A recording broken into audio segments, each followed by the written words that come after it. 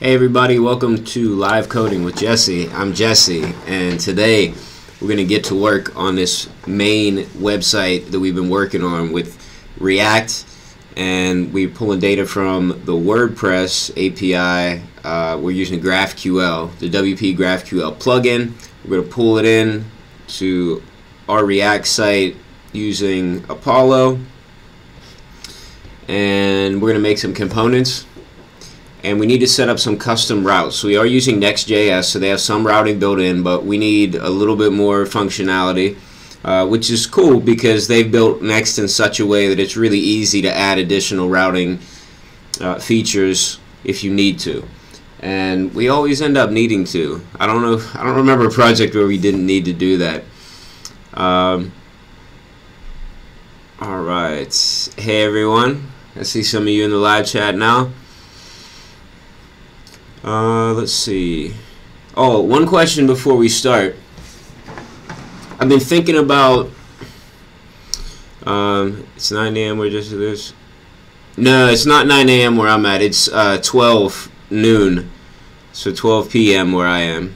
So I'm in the United States, like East Coast time, so Eastern time. So anyway, I have a question. I think I brought this up a while ago in the stream, but I've been thinking about doing it again. Maybe like I'm gonna put some info somewhere. I don't know if it'll be on my website or wherever I'll put it, but it's basically just gonna have some referral codes for products that I use or ways to donate. I just wanted to throw it out there to see, do you all think this is an okay thing to do, or is this like in bad taste? Does it seem like I just don't want to I'm doing this stuff, you know, for free. Like, I want to help you all out, and you all already help me out a lot. So I don't want to seem like I'm begging for donations or anything like that. And it's like with the referral codes, a lot of them, you know, whoever uses it will get something as well as me. So, I mean, let me just show you, I guess, what I have, and you let me know if it seems in bad taste or if it'd be okay. I'll make it a bit bigger. So like, this is what I'm thinking. So like, Coinbase is where I do my like crypto trading and stuff. So you get $10 on Coinbase. These are my wallets for the different coins that I have. I get closed through Trunk Club, so I was gonna put the link there. You get, I don't remember what you get on Trunk Club. I haven't used it in a while. Like DigitalOcean, you'll get a $10 credit if you use that, and I think I get 10, or I can't remember what I get.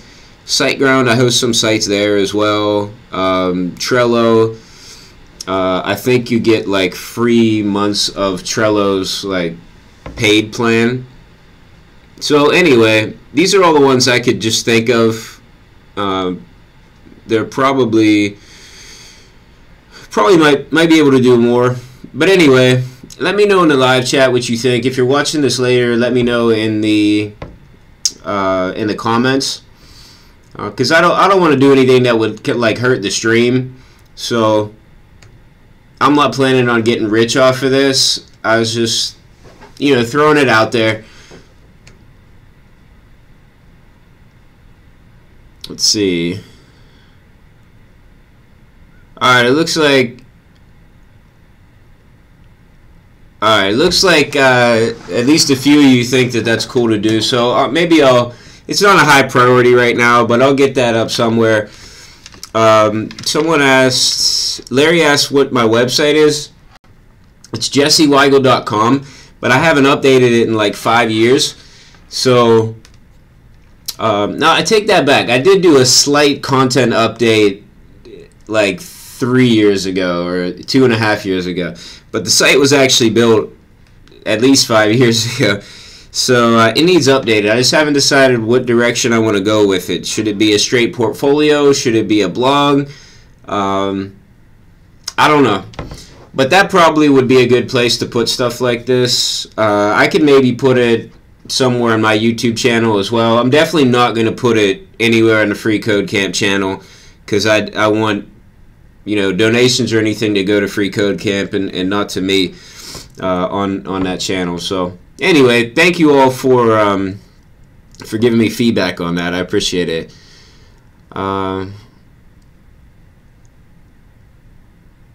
Okay, Sergio does have an important question I'm going to address now before we get started. Sergio says, I'm following Project 5, which is this project, day 3. Says, so far this project is with React Material UI and Next or Gatsby. So we ended up going with Next. I know early on in the project I had said I thought it would be cool to develop both with Gatsby and Material UI and then compare. I still think it would be cool to do that, but we need to get the site launched in time, and I think I'm going to need all the time I can get. So we decided not to do that. I still left the branch open for Gatsby in case anybody loves Gatsby and really wanted to try to build some stuff out in Gatsby. That's still an option, and I'll still show it on the stream if somebody really wanted to, but we ended up going with Next. Okay.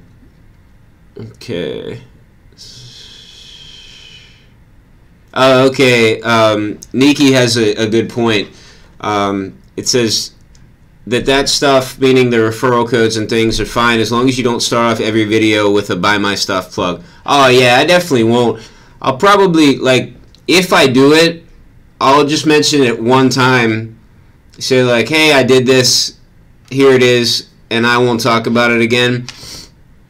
On freeCodeCamp, I won't talk about it. Maybe I'll talk about it on my channel too, so we'll see. But yeah, I definitely don't want to start off with that. I think that, I don't know, it just, like, I don't have a problem when other people do it, I guess. You know, you gotta, you know, people are giving their time to make videos, so why not, you know, be compensated for it? But I just kind of don't want it to be, I don't know, like that for me. Let's see.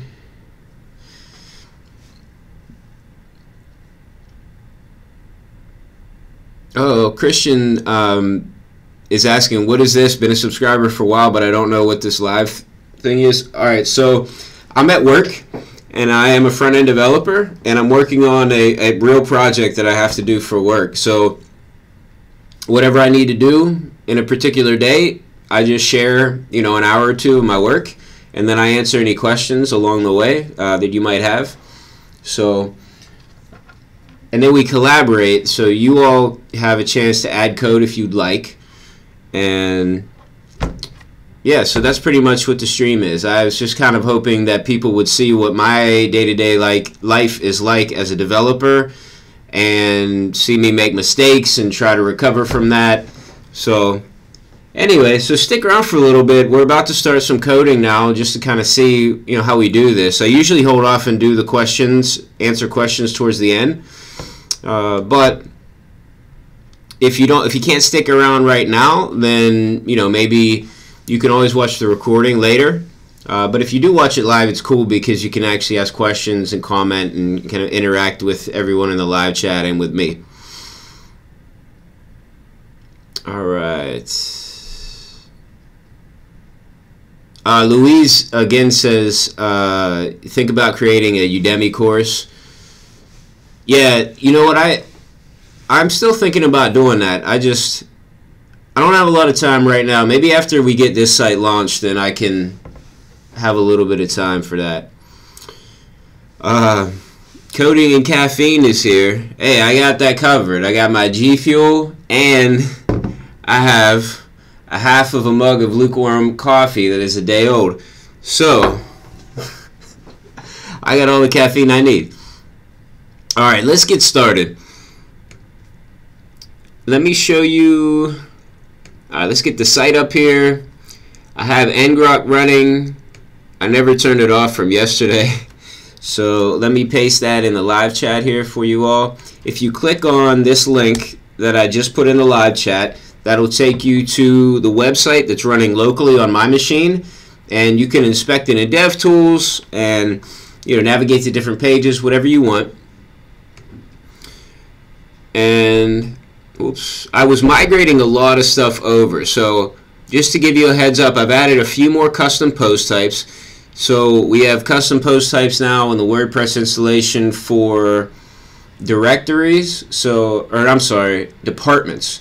So faculty departments, we have ones for majors, which we've had the majors in there for a while, but I can't remember if we had it on, if I did it on the stream. And we have a custom post type for human resources content and also for campus security content.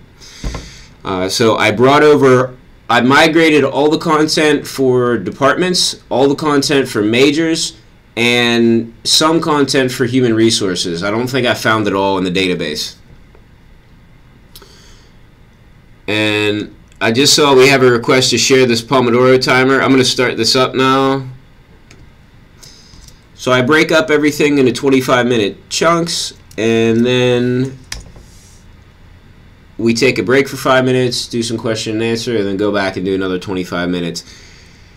And let's see.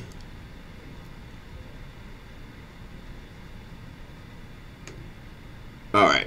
So this is the site. If you remember, I've decided that I think we ought to focus on the mobile view first. So we're going to be in this mobile view most of the time. And then we'll expand and double check and make sure things look all right when we have a wider screen. And let's go to the code now. So what we need to do is pull in some of that new data that I migrated from our SQL Server database over to the MySQL database, and we're going to pull that out with GraphQL, and we need to bring it over. So the first thing we need then is, well, we need a component to bring the data into, but we also need a query, a GraphQL query. So let's do that now. So we just did this one. The last time we were messing around with GraphQL, we made this component and we made a query for it. So this is going to be an ideal component for us to copy. We didn't do a lot of custom things with it. So this will be kind of our template. We're going to copy this, and then we'll make another page. So this is the pages folder in Next. Normally anything in this folder automatically becomes a route. So if I went to like /faculty.js, it would take me to a page. It'd take me to this faculty page, right? It would treat the component as like the root page there.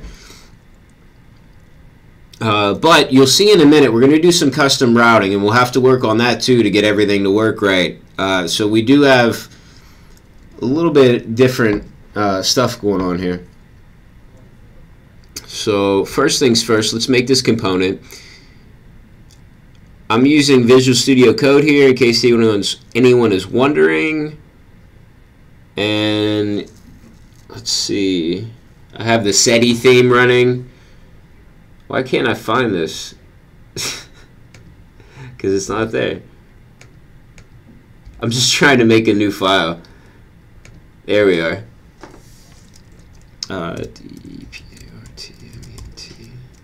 Department.js. There we are. And now let's change the name here.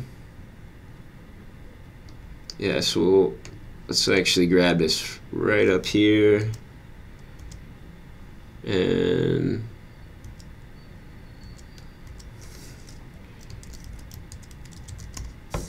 alright, and I don't want this capitalization here, so I'm going to get rid of that right now, and I'm going to get rid of it here.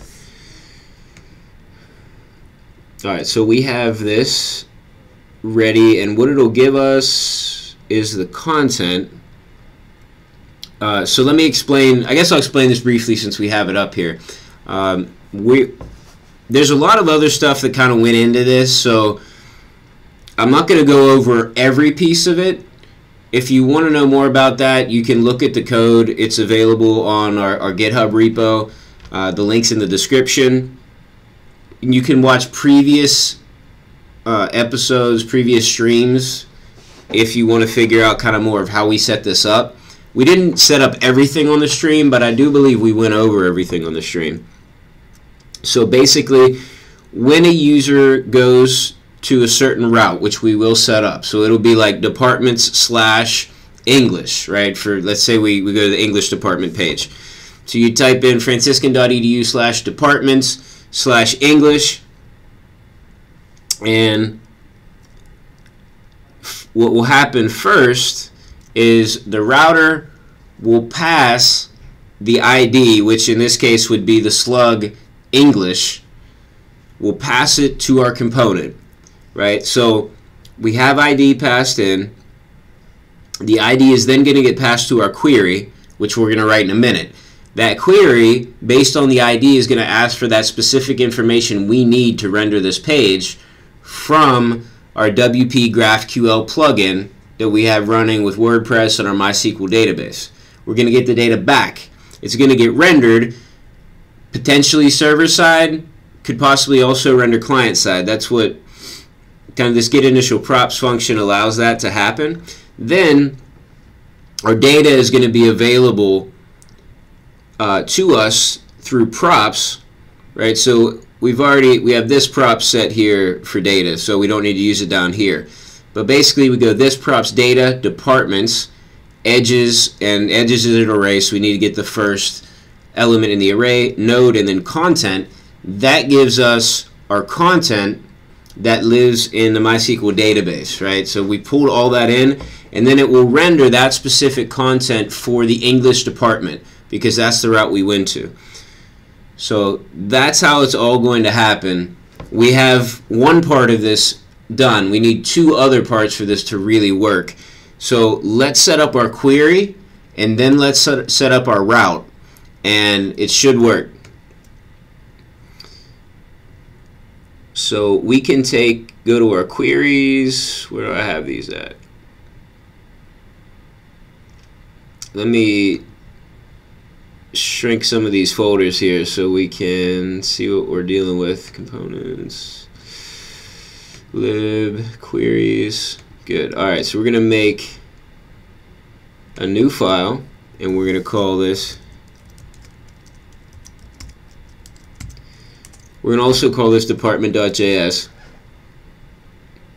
And let's take what we had in major and let's copy it, go back to department and paste it. Alright, so this is what a GraphQL query looks like. You can do a lot of other things with GraphQL queries, but this is what we need to do for this one. So let's change the name here.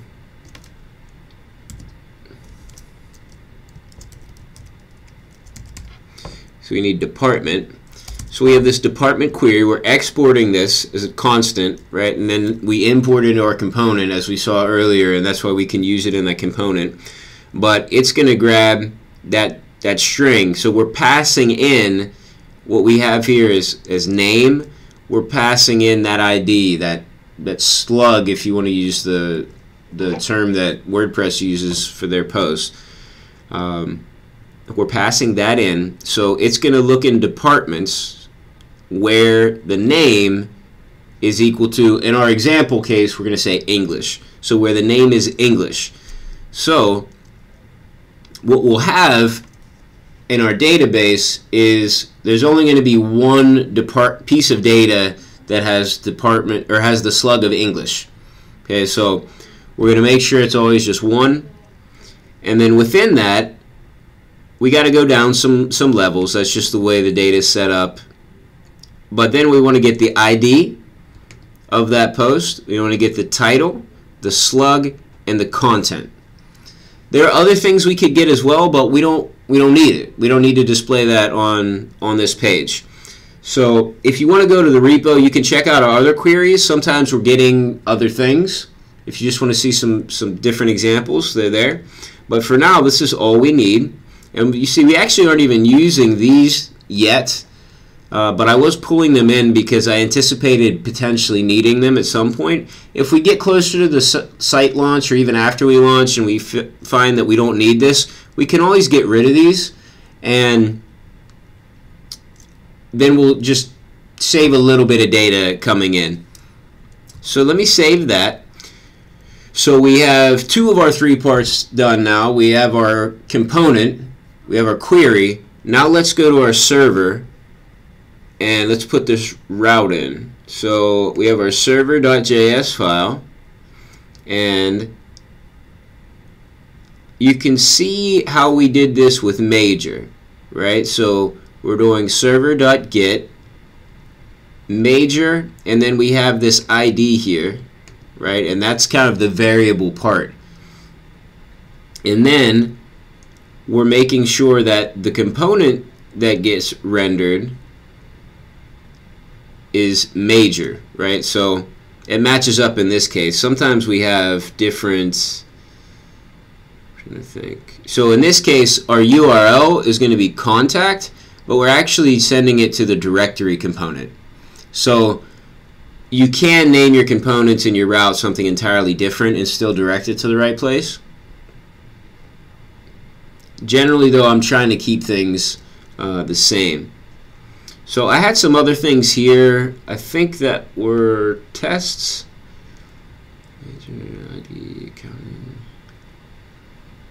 Okay. Yeah, so we're going to need to, let's grab this one. And I need to split this up a bit, make some comments. Majors. Unfortunately, our router is going to get huge. We need to try to keep the URLs intact from the current site and the new site that we're building. So that's kind of proving a little bit difficult. That's why our router is going to be a bit of a mess, unless we can figure out some other solution to this. But right now, some of the content is we're just going to manually have to make these routes. Alright, so let me go with department. So we have department, and then ID is going to go to department. And what I actually want too is I want another route, so I'm just going to put it in here right now, although we're not going to do anything with it yet. I want, if we have department with nothing at the end, I want that to go to, let's call it department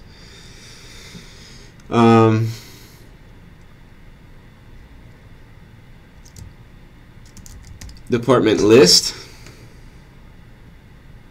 So we're going to have to make that component. Basically, I want department to have a list of all the departments, and then you can click on that. So that's how we're going to do that. I'm pretty sure that'll work. I have done it before, but I haven't looked at the code for it for a few months. Alright, so now when a user goes to, in our case, localhost 3002 or something, maybe we're running 3000, localhost 3000, and then department, and in our case we were going to say English, it'll route that, send that ID to department, grab the data that it needs, and then render it. Alright. Make sure that's saved. Whoops. There we are. Alright, so that's saved. We have our query, we have our component. Let's try it out. There's actually one more thing I need to do. I imported the data, but unfortunately we need to manually go in and change the slugs to make this work. There's really no way around that.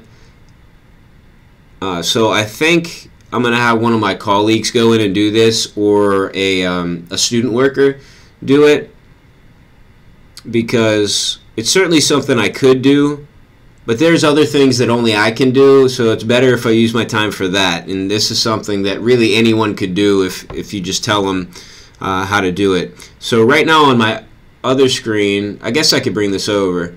I'll bring it over so y'all can see it. It won't be as boring. So here's the WordPress site where we have all our different post types. We're only using WordPress for the content management. All right, so this isn't a normal WordPress site where we'd go in and have a theme and all that. we just want the content management. It's basically just a UI for users to be able to very easily put data into a MySQL database. That's all we're using it for. Majors, let's find English. Oh no, we're doing departments, aren't we? Yeah, departments. So we're going to search. See, the admin section here with WordPress is actually pretty nice. So, you know, why reinvent an admin thing if we could just use WordPress? It's not exactly the way that it's intended to use WordPress, but it works. English department, text. Yeah, this is it. This is what we want. Okay. So we need to go into slug. So by default, you don't see slug on WordPress. I need to enable that. So now that I've enabled it, I can see the slug. So I'm going to change that to just English. So now that the slug is just English, it should work.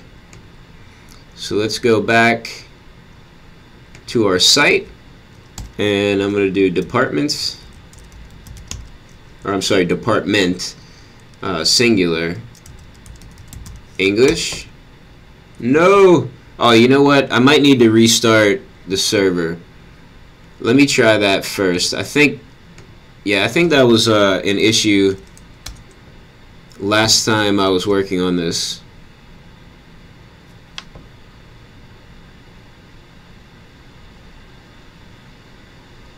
Alright, let's see. Hey, look now. Hey, we got a different error. That's progress. Let's see. To lowercase. Element type to lowercase is not a function.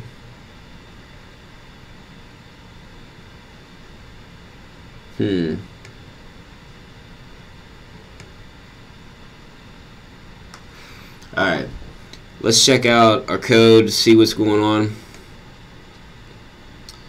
Alright, our server, department list. I'm going to take this out. I don't think this is the problem, but just in case, let's take it out, because this was kind of the only new thing we added in the server that I wasn't sure about. So let's take that out first and restart, just to be sure. If this works, it'll be an easy fix, so it's worth trying out first. So let's let that restart. It should only take a second.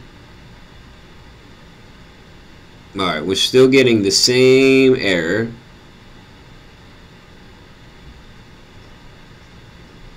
Yep, okay, and that's fine. Let me see. I should look at the live chat to see if anybody noticed.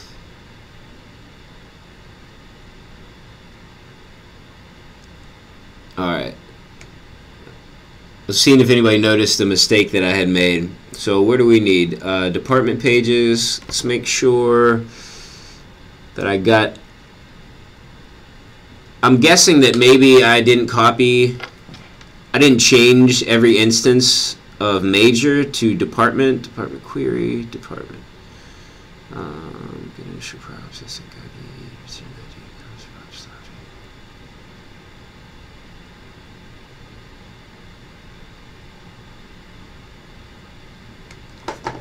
I wonder, maybe departments, name ID, and alright, Harsh is saying test the query. Department query, departments.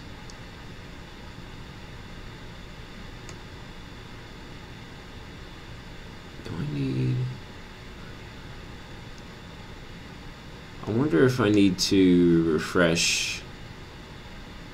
Where's my WordPress install? Here it is.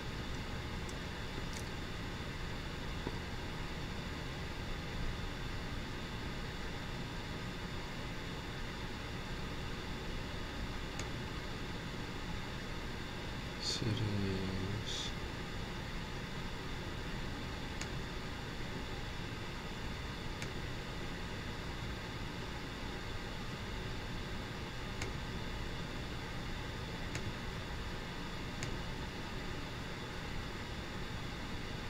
Alright.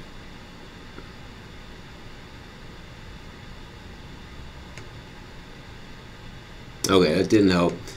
There was some issue with WordPress that I needed to... I don't even remember what it was called. I needed to flush the permalinks, I think, or something like that. So I just wanted to double check that. The error, showing 2 error in the component. Okay, Harshit says Visual Studio Code is showing errors in the component.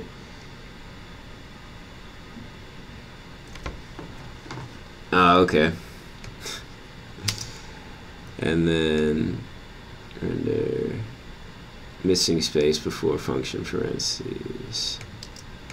Alright. Alright. The error. Is it not saved? Is that the problem? Oh, I just Nikki is saying I didn't save it. Alright, let's see if that was the problem. Alright. I feel a little silly, but I'm really glad that was... No, that wasn't the problem. Well, it kind of was. It kind of was. We have a different error now. So it's saying edges is undefined. Okay. So that probably means we're not getting the data back that we should be getting. So we go down here saying edges is undefined. So I wonder... I'm going to change from plural to singular. See if that makes a difference. Alright. So I don't think that was the case. In my query,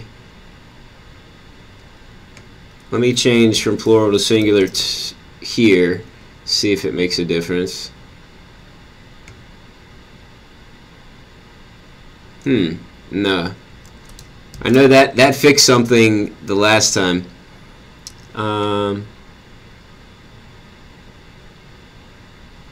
Alright, so we have save, department pages, save, server.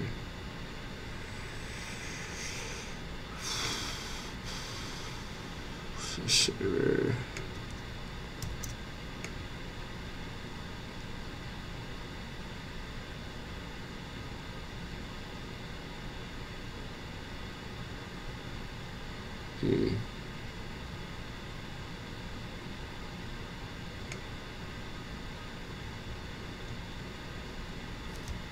I don't think I want this route.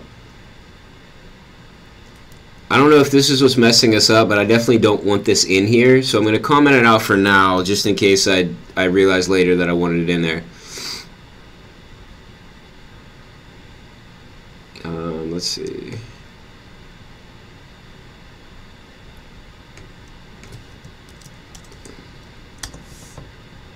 So while that refreshes, I'm just going to show you. This was taking basically anything that was put in here after a slash and treating it like an ID and then sending it to the component major. And I did not want that to happen. And that potentially could have been messing things up.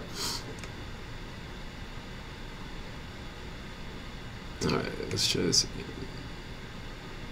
No, still a problem. Okay. Department, English.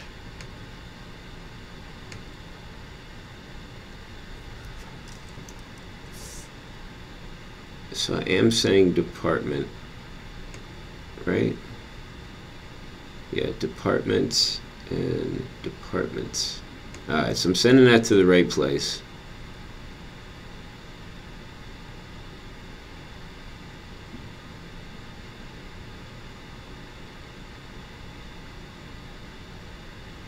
Alright.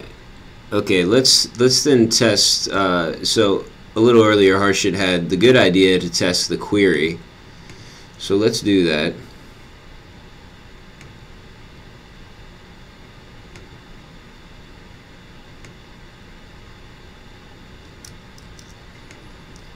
So where... I can never remember how to get back to... There it is. I had my cursor right on there. I just could never remember what the icon was. Okay. Alright, so we are... Yeah, we're at the right endpoint. And Let's run that. Oh, okay. Not working. No schema.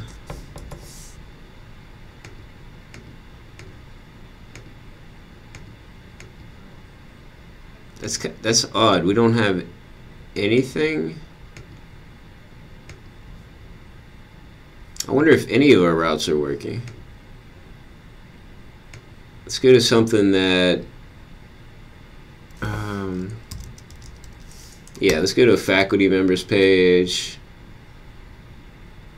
Oh, okay, so something's wrong with everything. So it's not just that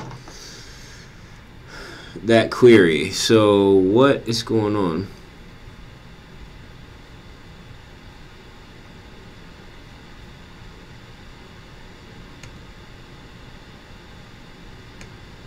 Let's check our plugins.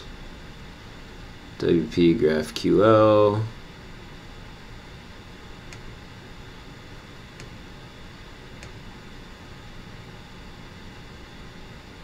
No, that's not what I'm saying. I'm gonna check the version 0.0.22.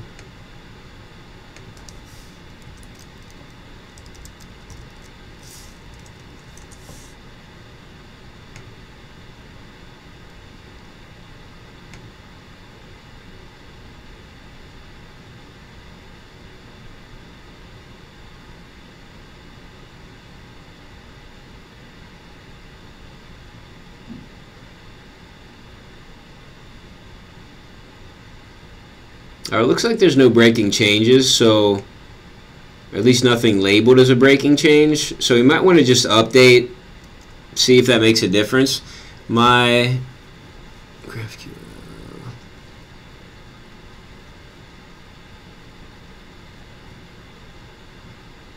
Alright, Harshit has put in FCC-WP next year. Let's see that Harshit has put in a different URL here. Yeah, that URL should work, Harshit, but this one's been working for me as well. I'll try out the other one though. Let's do that quickly before we go do some questions. Actually, where are we? Where's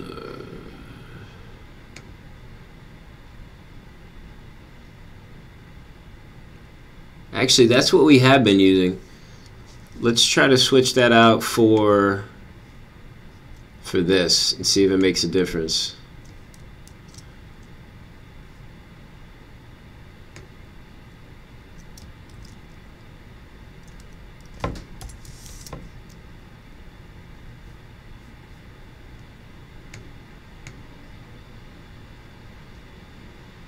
No difference.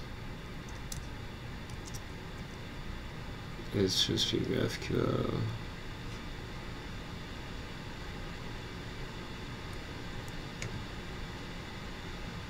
Let's see.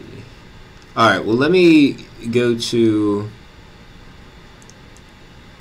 Rick says faculty.js is also unsaved. Oh, it shouldn't. I haven't done any work on faculty.js for a long time, so it should be fine. And we had it. We had it working.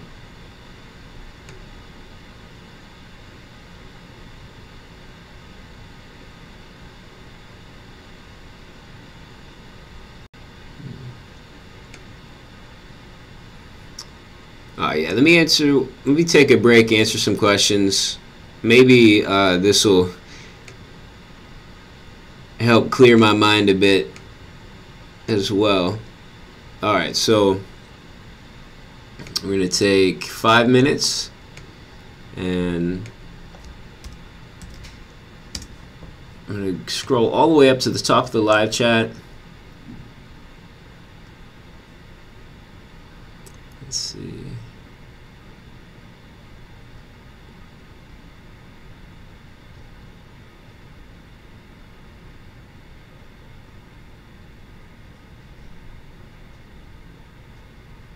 Milo says, I've been following your previous live stream. Great videos. Thank you. I really appreciate you saying that. and thanks for watching.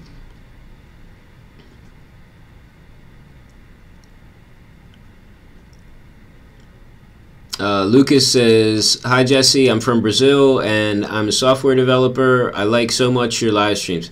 Awesome. Thank you for saying that.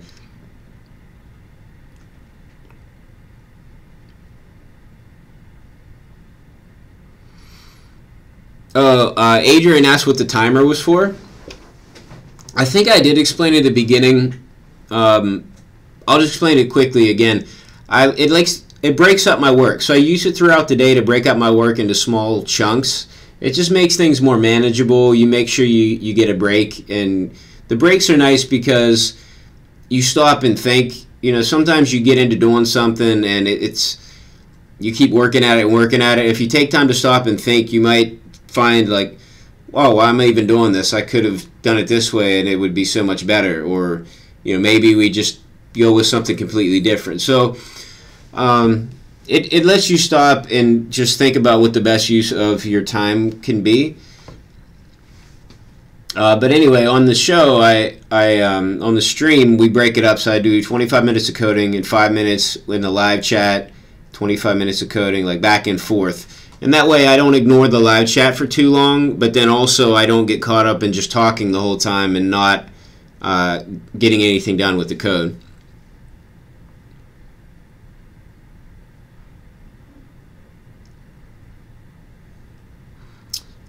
Glauber asks, what's the GraphQL client you use? So we're using Apollo with our React app, and then on the WordPress installation, we're using a plugin called WP GraphQL that just gets all that data out of WordPress for us without, you know, we don't really have to set up very much of anything. Christian says, this is open source. Cool. Yep. Everything I do here is open source. Almost everything. There was like one project we did a little bit of work on that was a private repo.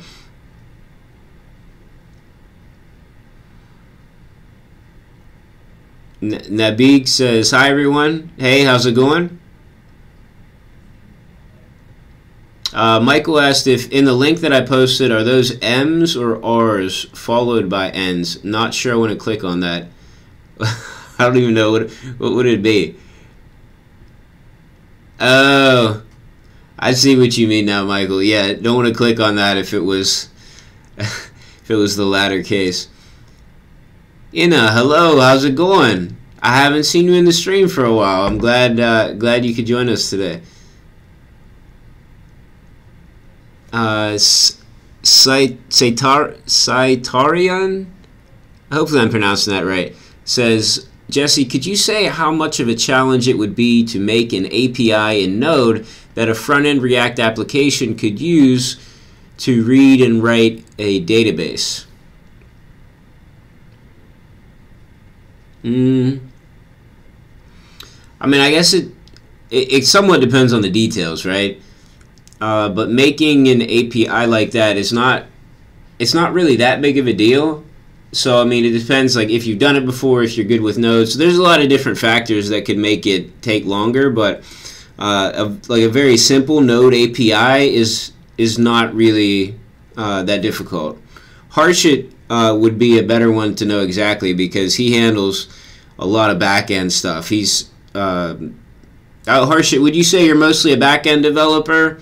I mean, you're pretty full stack though. So, but anyway, Harshit set up a lot more stuff like that than I have. So maybe he could, give a better answer.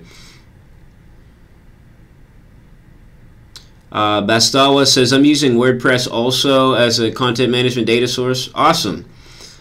Awesome. Yeah, it's way more common now. I remember like a couple years ago people were talking about it, but it was like, who's really using this in production? And I was very curious about it because I had been doing WordPress sites before, like the normal way. And so I kind of messed around with it a little bit, and I did end up doing sites for clients with it when it was still like kind of new. But now I think it's more like people are aware of it. Larger sites are using it in production, so it's kind of like mainstream now, I guess. But it's still a weird concept for some people. Like, I'm pretty sure some of my bosses like think that I'm making just a regular WordPress site. Um, it's just hard. It's hard to explain. It's hard, unless you're doing it, like you're in the process of creating it. Maybe a little bit difficult to understand why it's like we're using WordPress, but it's not a WordPress site, right? All right. My 5-minute timer is up, so I'm going to write down where I left off here in the live chat.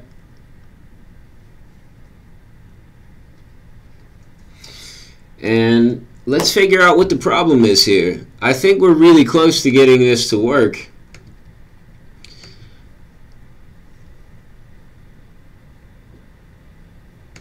Alright, so we're not getting any data from WordPress. So let's try this. So we've already tested out both these URLs, but I do want to grab this URL again, and let's go over here where we were testing this out. Let me make this a lot bigger for you all, and we can actually expand that. There we are. Alright, so I'm going to put in this and see what happens when we set that endpoint. Alright, yeah, we have server errors for both.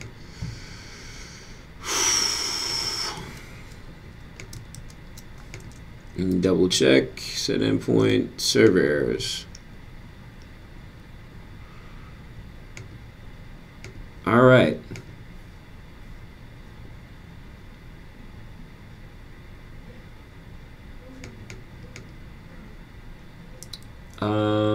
So let's upgrade then.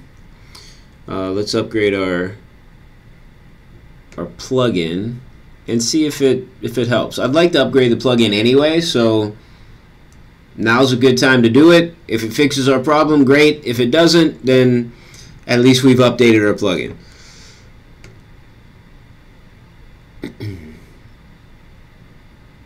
Okay.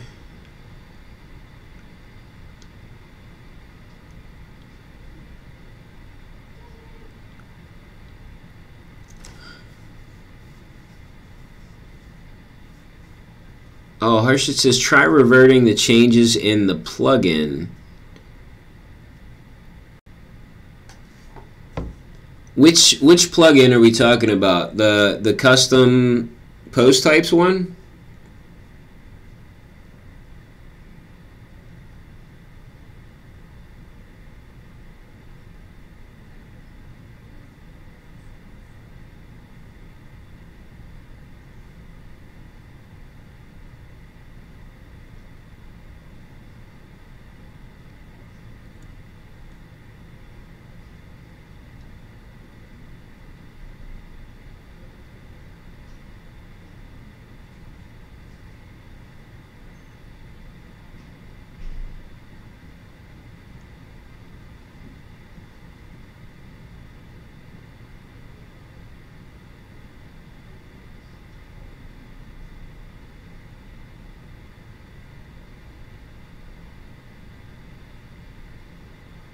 I'm just scanning this plugin quickly just to see if something stands out as a mistake.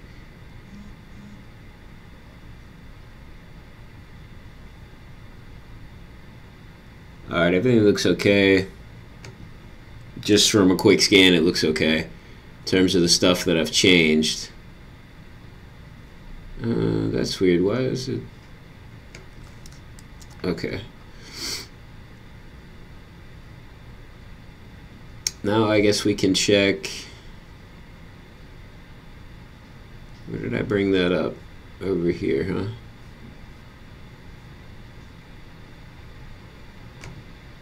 Oh, whatever. Alright, let's see.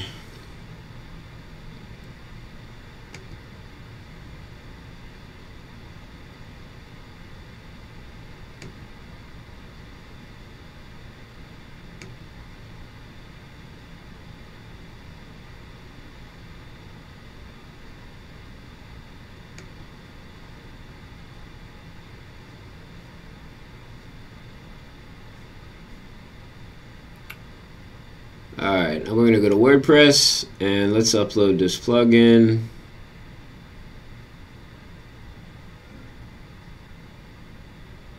Let's go to the plugins. Let's get rid of this version.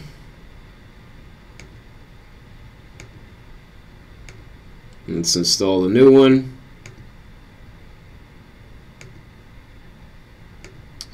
Alright, so now all we have to do is just upload this zip file. WP GraphQL zip. And we'll activate the plugin. Wonderful. I am going to go back in here to the permalinks, and this, at least it did say in the documentation for this plugin, maybe it's different now, but at one time it said you had to flush the permalinks for everything to work. I don't know of any other way to flush the permalinks other than to do this. I'm sure there's probably some other way, but this works for me and it only takes a few seconds. Alright. Let's see what we have now. I guess I could just check right here, or right here.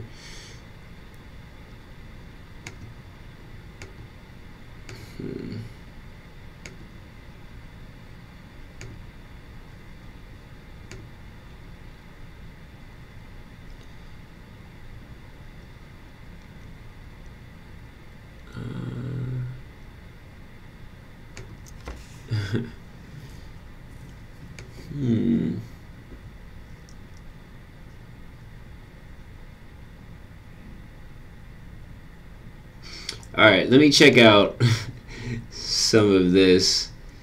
Usually pass input terms as part of object post rotation. Post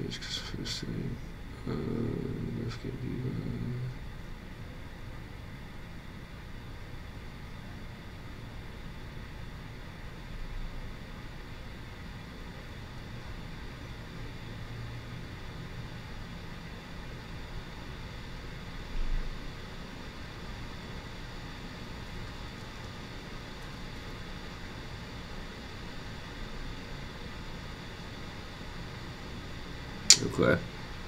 Check the console. Harsh is saying check the console.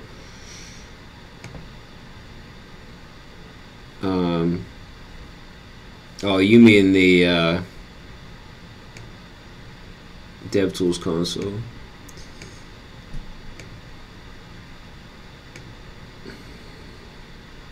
Alright, let's get rid of this and refresh.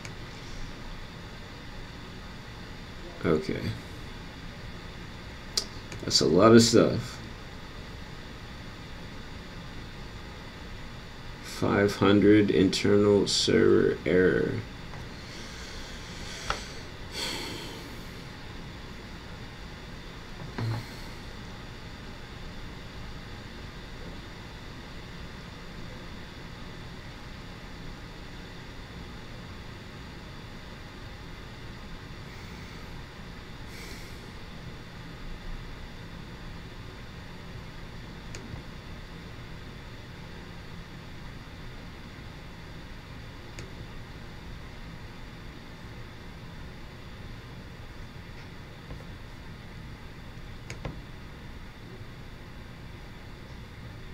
Harshit saying check the console in GraphQL. Oh, Harshit, I was just saying if the schema would come up. I mean, I could put a query in, I guess.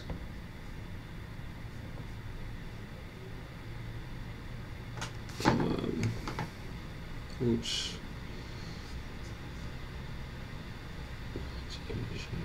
News.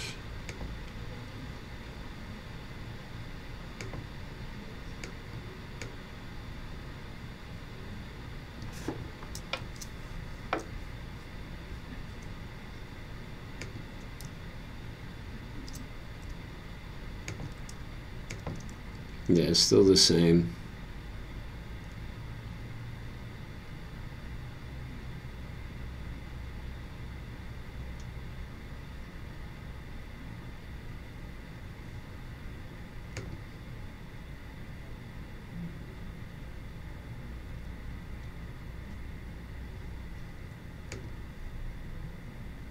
I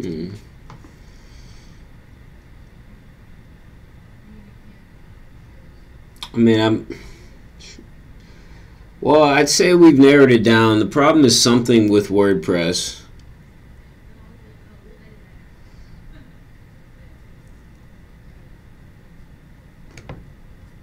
I'm going to check the issues.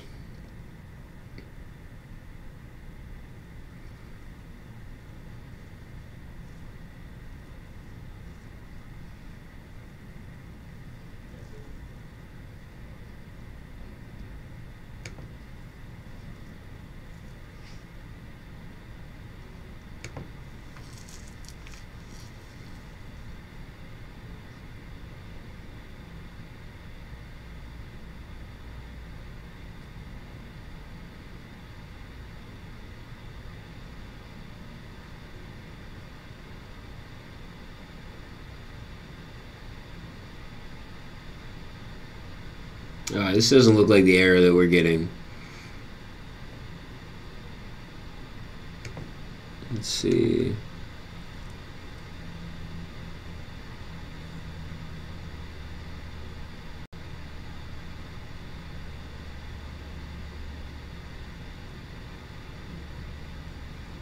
Alright, Niki's saying a type error.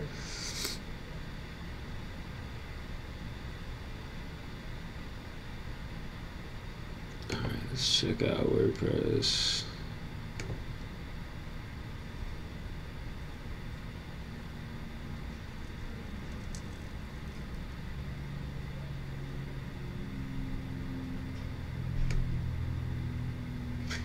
Let me...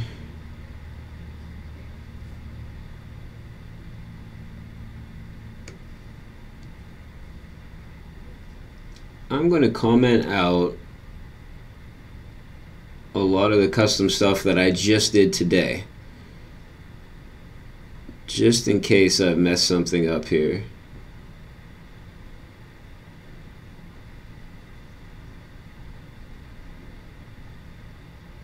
Actually, do I really want to do this?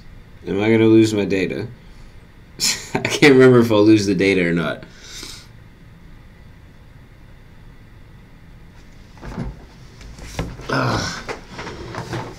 Alright. Let me think.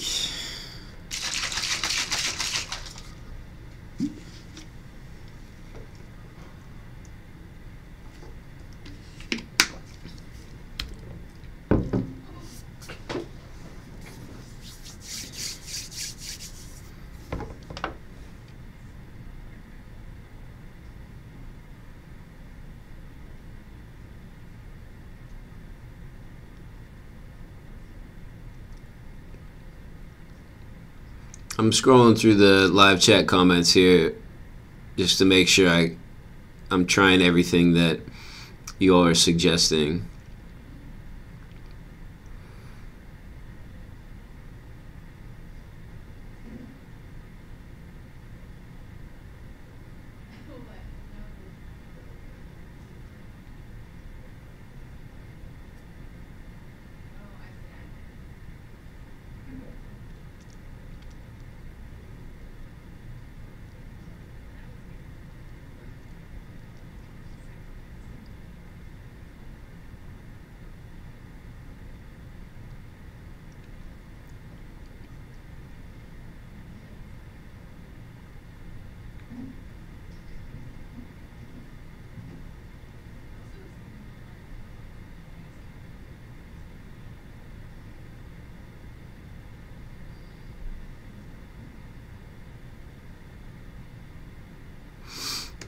Alright. Harshit says revert plugin. Harshit, which plugin? The custom one or the WP GraphQL one?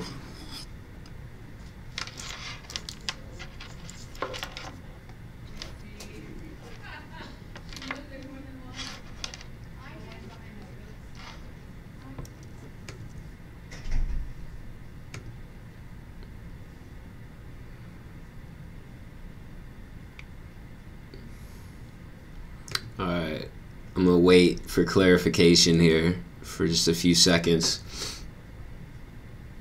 The custom one. Okay. Alright. Let's revert the custom one. Yeah, if I...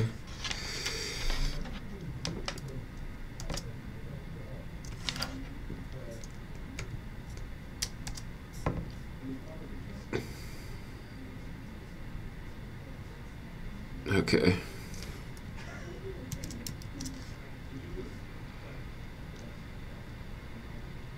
Editor. Types.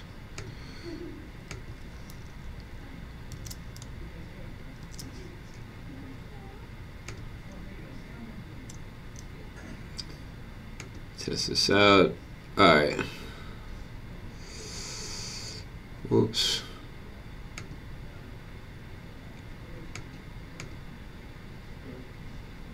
Alright, we got something different. Oh, obviously that. Okay, so there was some problem with what I put in the plugin. Now we know that. Alright, so let me undo that and let's go through. So basically from news on down,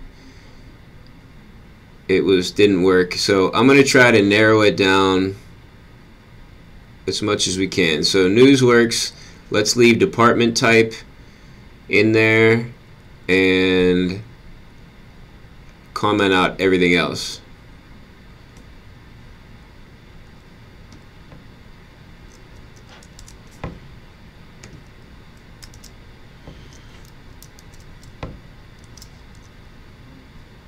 Alright, this is going to be a little bit tedious, but not too bad.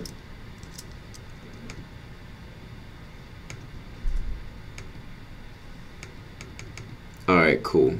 Still working. Oh, actually, I want that back. Okay. Now let's undo this one, create major.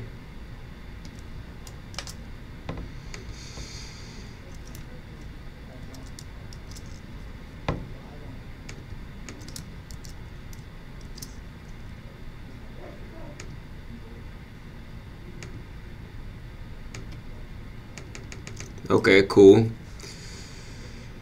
I should get, I want to see if I take this out, if I can still at least get a schema. Yeah, okay, I get the schema. So that all works. Alright, now let's try this one, human resources.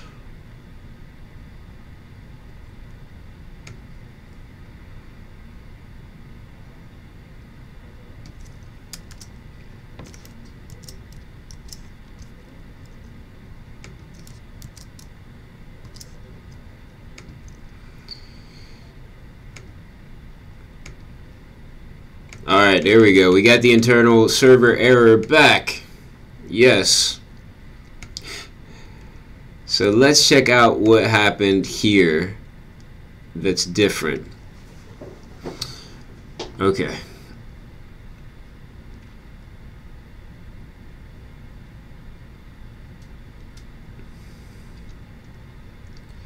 Resources.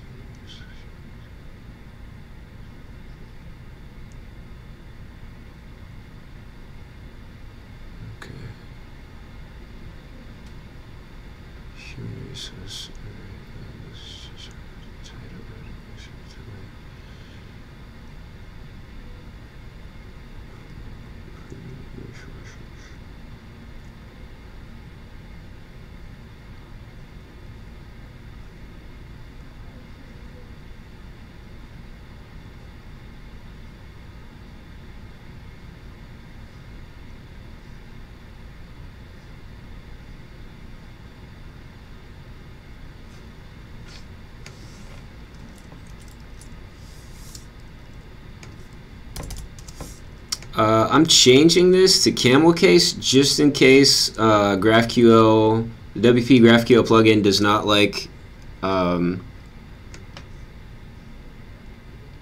the hyphens.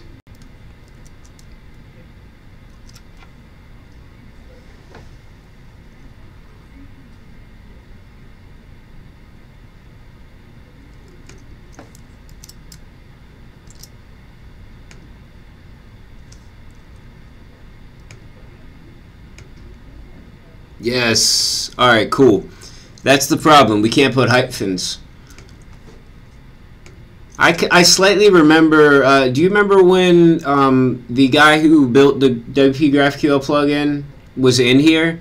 I remember talking about some issue with these hyphens.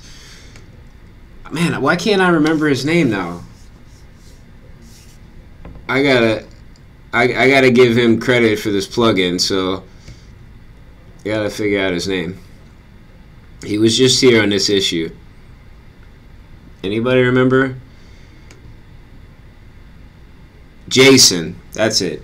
Jason was in here in the live chat a while back. Jason Ball, yeah. Thanks, Nikki.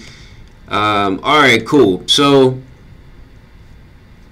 all I have to do now is uncomment this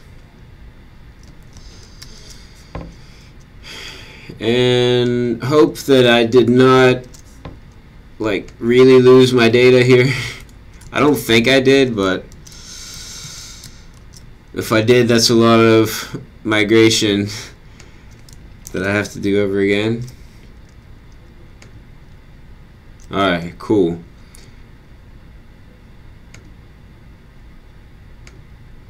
It's there. Yeah, alright, everything's still there. Awesome. Now let's double check. Yay! Alright, cool. Now let's go back here. Hope I didn't mess it up while I was trying to get everything to work. And see what's happening. Yay, it works. Awesome. Okay, let's go back. Yay, English department. Nice. We've got the text here for the English department. Sweet.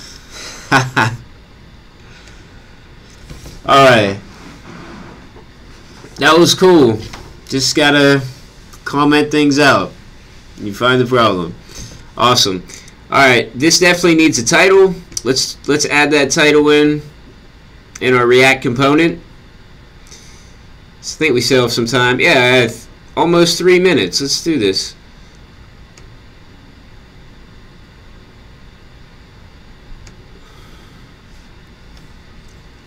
Let's go in here with H2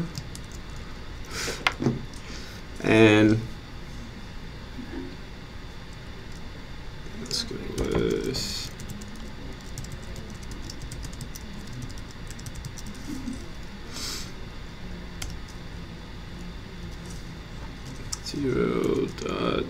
.node, and I don't need double curlies.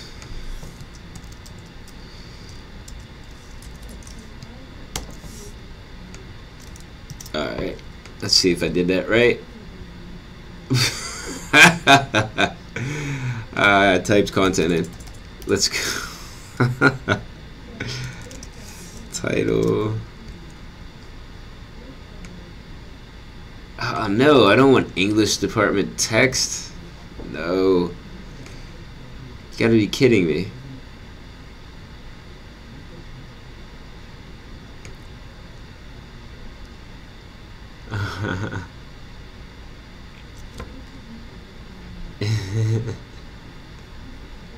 Oh, cool. My coworker got me a burrito for lunch, and I was streaming instead of eating it. So, thank you. I appreciate it. Alright, let's see. What am I looking for? Oh, the WordPress thing. I want to see. Where am I at? Departments. English department. Text.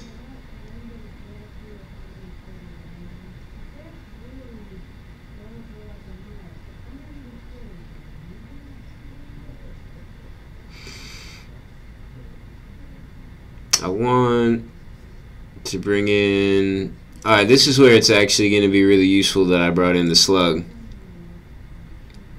Oops. Because now I'm going to do slug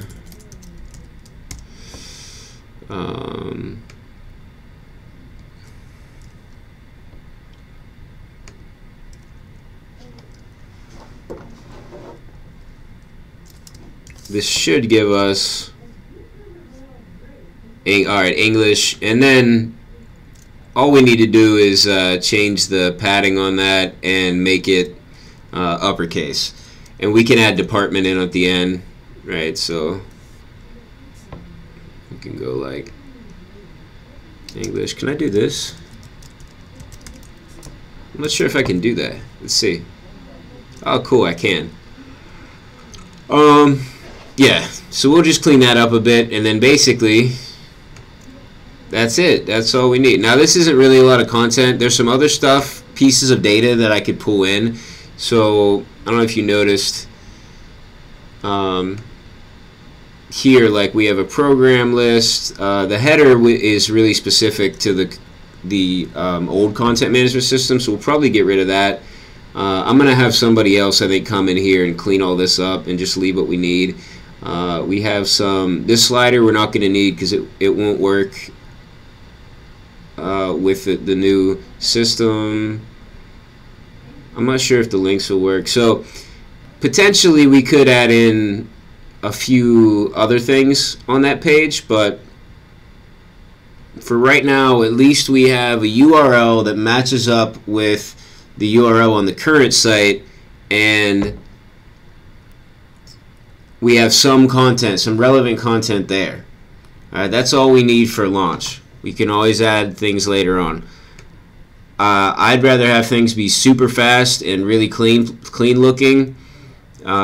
Maybe risking being like bare or too plain, than try to add in a bunch of stuff, not make our launch date, and have things loading slow. Alright, so my timer went off again. Let me go back to the live chat. I'm going to pick up right where I left off. I'm going to go through. I'm going to answer all your questions. I'll read out some comments too. If you have any questions now, please put them in the live chat. If you're watching this recording later and you have a question, please put it in the comments, or you can talk to me on Twitter or Instagram or whatever, Facebook, however you want to find me. I'm pretty easy to find on the internet. All right, let's see. 12:29. Now I'm getting hungry now that I know there's a burrito waiting for me.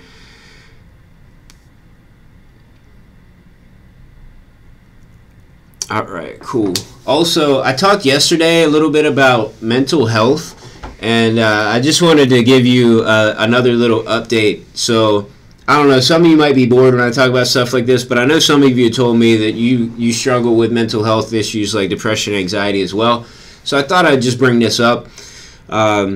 So this morning I was up super early, like 4 a.m. and I got up, I worked out. I work out on like an exercise bike, so I played some Zelda on the Nintendo Switch, and checked my Twitter, my Instagram and all that. I even did some weights. I have a little weight bench in the basement, so I haven't done like free weights in probably since summer, like early summer, because I hurt my wrist. I was kind of afraid to mess it up, but if I keep it really straight, put the weight in the right spot, it doesn't hurt my wrist. So that's good to know. Anyway, I did all that. I felt really good. When I went to sleep last night, it was like I could stay up and do what, watch Netflix or something, or I could go to bed early. And I was excited to wake up in the morning early. Like, that never happens for me. Usually I'm feeling down. I get to the end of the night and it's like I can't sleep. I want to stay up because for some reason I feel like worthless, like I didn't get anything done that day. And so it's somehow like extending the day will make it better. But it never does. It just makes me like look at the clock and say like, oh, tomorrow's going to be terrible because I'm going to have to wake up and I won't get enough sleep. It's like this cycle, right? But now, with the help of some melatonin, I can go to sleep early, and then my body naturally wakes me up. My alarm was set for 6. I woke up at 4, and I felt great. I got like 7 hours, like 7.5 hours of sleep. I was in bed early, sorry. I had my feet up on something and they just fell off, so that was why I just jerked. So, so anyway, I just kind of wanted to share that. I'm sure that's not a solution for everybody. We're all different, but it's working for me so far. This has been almost 2 weeks that I've been doing this, and like my body finally got in a routine where it's starting to happen like naturally, and I feel good. I start to feel tired a lot earlier in the day, but you know, that's okay. When I need to be awake for work, and then when, you know, I come home, play with my kids for a little bit, I have enough energy. So anyway, just wanted to share that. All right, I'm going to go back to the live chat now. And as always, let me know your opinion on stuff. If you want me to share more or less or the same amount of this kind of stuff, please let me know. I'll try to wait till the end to share it, and then that way if you just are here for the code, you can take off. But anyway, I always want to make the streams better, so I do appreciate feedback. Christian says, why don't you use Keystone.js? We actually thought about using Keystone. We read up on that. It's just Keystone, I believe Keystone was the one that looked really promising, but it hadn't been updated for a long time. It just seemed like it wasn't really that actively maintained. So I was nervous about using something that might not be maintained. That's why we ended up not going with Keystone. And we looked at some other things like Keystone, but everything was like in beta still. I didn't want to use it for this site.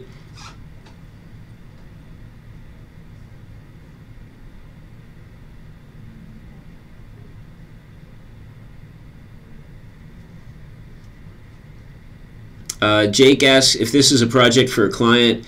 Well, it's for my employer. So I do have some clients on the side that I do work for, but this particular site is for my employer, which is Franciscan University. So I'm employed here in the marketing department as a front-end developer. And this is going to be their main website. So it's a big deal. It's the biggest project that I've worked on for them. A lot of people are...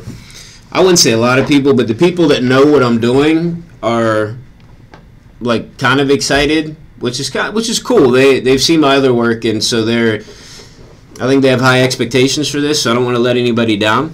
Mainly, their expectations are it's going to be clean, and it's going to be really fast, and it's going to be easy to navigate.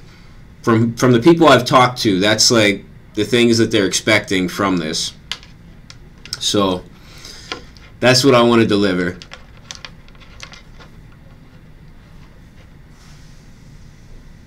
Jake also asks, did they request React? Seems a bit overkill for a university website, unless I'm missing something, which I probably am. That's a really good question. I think we addressed some of this earlier, maybe not with this project, but with some previous projects that I thought, I tended to agree, possibly did not need React. But here's my feeling on that. Number one, all the projects that I do here tend to grow.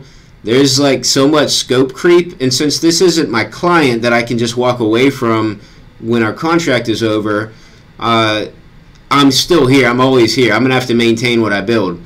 So projects like this I've done before here in like just plain JavaScript, jQuery and stuff, and then as the additions pile up, it gets to be a mess. We saw 2 days ago, I showed everyone the example of my spaghetti code jQuery single page app that is just, it's hard to maintain. So going with something like React, which has these components and a structure, makes it a lot easier to maintain, in my opinion. Also, by doing React, we're kind of going React all across the board. Unless we're doing something really simple, we're using React. My colleague that works next to me is using WordPress with themes as well. So he has like a custom theme that works with our branding. So if we need a single page site or something up really quickly, he can just use that theme, and he has it all on like a subdomain, so he could just pop up another page in that WordPress installation. So we do use that for some small things, but ultimately by using React with everything, we can have this wealth of components and code that can be easily copied and pasted in a project. So you can kind of see the progression that we just kind of roll over the same code into the next project, reuse a lot. So it's like immediately we go into a project and we have so much done already. So it's kind of nice to do it like that. Also, I would like to get better with React. I would like our students here in the computer science department to get better with React because it's in such high demand. So I do have some interns. Well, I have at least one intern that's going to work with me this semester, and then I have some other students that are going to do maybe some projects for a class, so not officially an internship. So anyway, I thought, hey, I can choose whatever I want to use for this. Why not choose something that's going to help out in a lot of different ways? I also figure if we end up hiring, like let's say my department grew, most likely I would turn into maybe somewhat like of a project manager, and I would have, or maybe a lead developer or something, and I would have people working under me. It's, I think, much more attractive if I go to put out a job description to say, hey, like come work with React, GraphQL, just the latest. Like we want to stay on top of things, versus, hey, let's work with this old Electron CMS and some jQuery. Like that's and then I'm gonna have to put, like, I need somebody that knows ASP.NET and SQL Server and MySQL and PHP and C# and right. So I'm basically gonna say, like, I want a full stack developer that knows multiple languages, but I'm gonna pay you as much as I don't know, like, I don't even know what the salary, like, and I don't even want to say an intern because, anyway, we're a small university, so we can't compete on salary with most companies that are hiring developers. So I'm trying to look ahead to the future and say, one place we can compete is if we can guarantee developers that we are open to using the latest technology, so that at least if you're not making the money you want now, you come here, build up your skills, work on some projects, then you'll be in a position to get hired and make more money if you want. Those are my thoughts. Hopefully it makes a little bit more sense as to why I went with React. I do agree that for this site, based on what we're doing now with the site, not 100% necessary to use React. We could have just used straight WordPress and it would have worked. It would definitely not have been as fast as what we're doing, or I think as versatile. WordPress can be really versatile, but I love being able to have complete control over things. Full stack JavaScript. I mean, albeit there's some PHP going on in the background, you know, with WordPress, but basically our routing and everything we're doing JavaScript. So also, the odds of this site staying like it is and not having additional things built into it that it would be nice to have React for are really small. Like, this is, nothing ever just stays as is. Somebody always has an idea. It's like, can we do this? So it's nice that I can say, like, sure, we can do that, and I'll know exactly how to do it. With React would be easier than, let's say, with WordPress. I have experience with WordPress, but I just hate to keep, like, add new plugins all the time. And my PHP is not good enough to custom code it, and I don't really want to learn that much more PHP. Anyway, that went off on a big tangent on that, but I haven't really spoke about that for a long time, like I'm thinking months, so figured it was a good time to explain my reasoning behind that.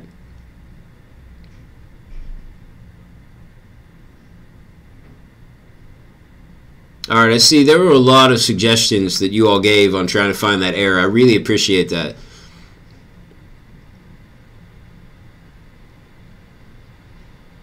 World says maybe you broke the internet.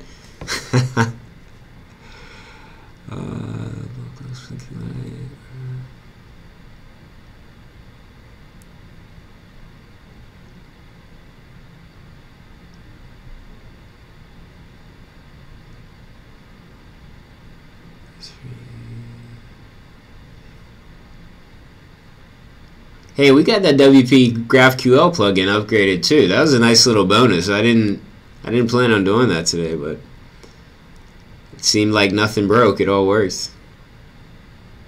Alexi says, "Hey everybody." Hey Alexi, thanks for joining us.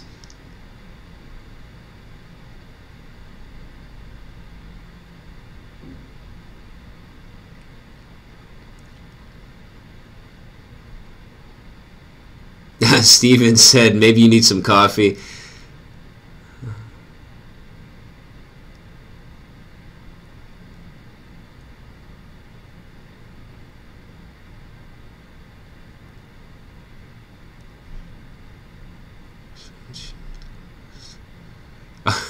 I see Nikki and Michael are making some IT jokes and stuff throughout here, so it makes more sense now. I glanced over and just saw these like random comments. I'm like, what are they talking about?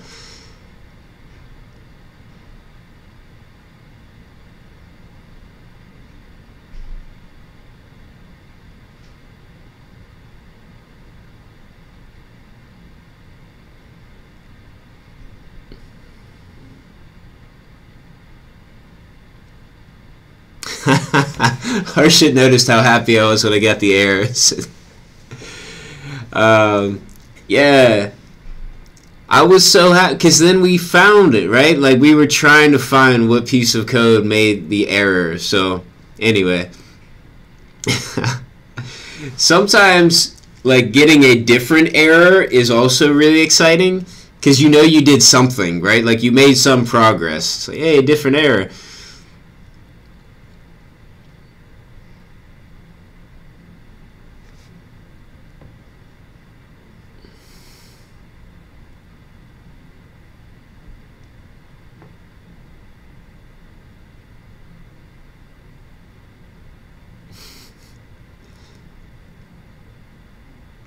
Harshit asked if sitemaps help in SEO. Yeah, I would definitely do a sitemap.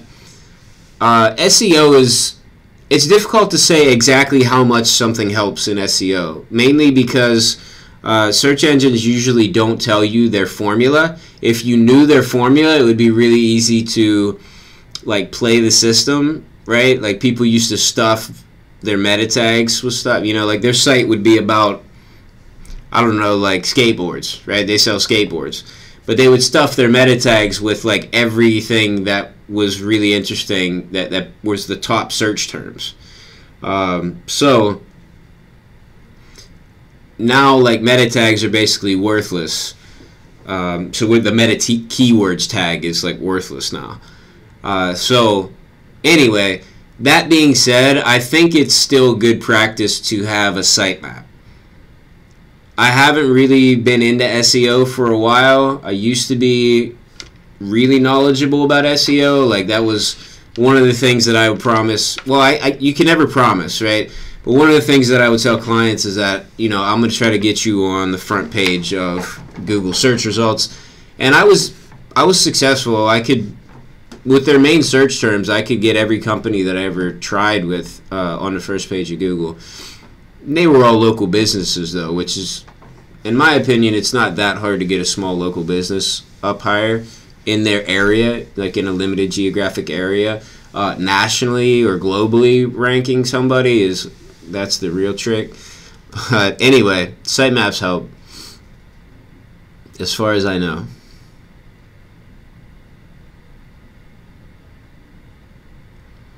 Let's see. Oh, Christian says, what was the bug? Okay, Christian, the specific bug was I was using, so in GraphQL, I had this hyphenated, so I had campus hyphen security, and you can't use hyphens when I give a GraphQL name for these things, you have to use camel case or all lowercase, you know, something like that. That was the issue. So that was the bug. Among other things, like the first bug we had was I forgot to save the file. The next bug we had was, I don't even remember. I think we had some like intermediary bug between then, but then finally the ultimate problem was that that I wasn't supposed to have a hyphen there. And now I may have to go in and change some queries. Oh, you know what? I didn't even make queries for these yet, so I don't have to change anything. I'll just have to remember when I do these queries to camel case it. World says burritos are good for mental health too. I would agree with that. I'm not a doctor, so don't take that as medical advice. Wow, Martin said I slept 19 hours 2 days ago. It was bad. 19 hours. That's a lot of sleep. I couldn't get 19 hours. I have too many kids for that. Somebody would wake me up for sure. I'm lucky if I can get like just a regular night's sleep, like 7 hours, without some kid waking up and needing something.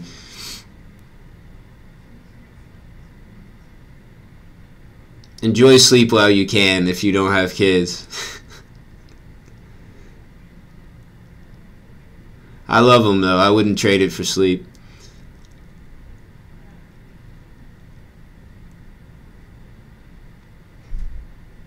Alright, so Nikki says the updates, like the mental health updates, are great. Interesting too. Topic that is often avoided. Alright, cool. I won't talk about it every day, but I'll bring it up, you know, occasionally.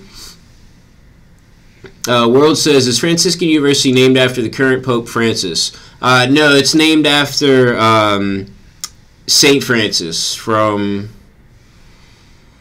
12th or 13th, I think 13th century. So yeah, so I think it was Saint Francis was, you know, he was around Italy and that general area in the 13th century. So he did a lot of really cool stuff. If you check out his story, it's pretty good. Really wealthy, gave up everything. He once went and visited a Muslim sultan and talked to him about Catholicism. Like, really just kind of exciting, cool stuff happened. Yeah, and so anyway, he started a religious order that eventually became known as the Franciscans. It's really the Order of Friars Minor is the official name. He didn't name it after himself, but now we just call them the Franciscans for short. So that's why. So the university is run by members of the Order of Friars Minor, who are like spiritual descendants of St. Francis. So this university's been around since the 40s or 50s. I think 50s. So definitely predates the current pope. But anyway, good question. Thanks. Michael says, definitely share more about your depression/anxiety. I'm going to a psych for one, psychologist or psychiatrist, and taking medicine for the other. Haven't tried melatonin because of the depression. Sleep isn't a problem for me. Yeah, it's kind of weird, right? Like, so for me at least, when I'm feeling depressed, like I just want to sleep, but then if I stay up to a certain point, like I won't sleep, right? It's like in the morning I don't want to get out of bed, but at night I feel so depressed and feeling like I wasted a day. I just don't want to sleep. It's weird. It's kind of like a weird point for me there. So that's why the melatonin is easy. Like it doesn't. I've taken the sleeping pills before that are like, you know, medical stuff that you can get addicted to, and those work. I feel groggy though. Like the sleep I get with those, I don't really like as much. There was one thing I had though that was prescription, and that was amazing. But melatonin's nice. It just helps you get to sleep. I feel okay the next morning, and it's non-habit forming. So, like I said, again, I'm not a doctor, so don't don't listen to anything I'm saying, you know, as good medical advice. But melatonin's pretty safe, at least from what my experience.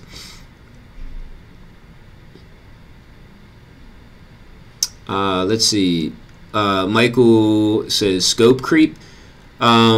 Yeah, scope creep, like, so like you have your initial like requirements for your project, and then as your project goes on, the client will add on extra things like, oh, can we make it do that? Can we make it do that?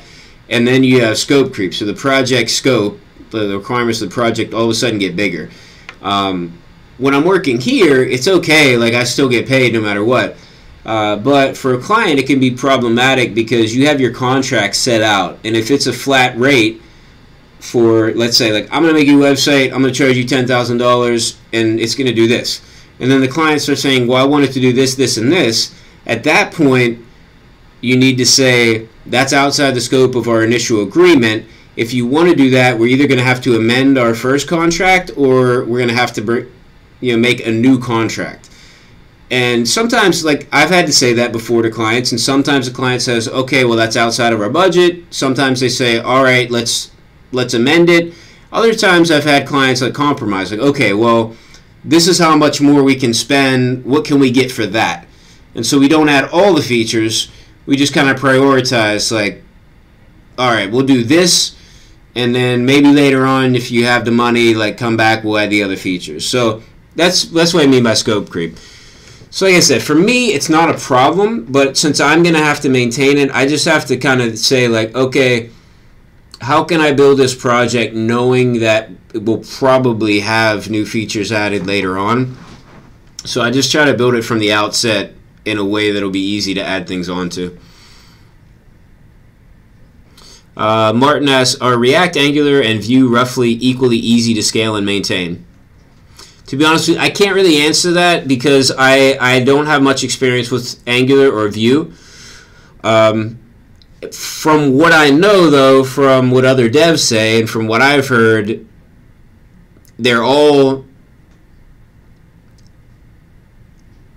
pretty easy. Like, they're all nice frameworks. They all scale. They're all, somewhat easy to maintain. But it does depend on how you build it, right? You can use React, Angular, Vue, and make a site that's terrible and a mess, or you can use vanilla JavaScript and make something amazing. So it does depend on how you build them. But so I can't really give you like something from my experience for Angular or Vue though. Let's see. Oh, okay. I didn't notice that Niki already gave you an answer to the scope creep thing, Michael. So sorry for the double answer there.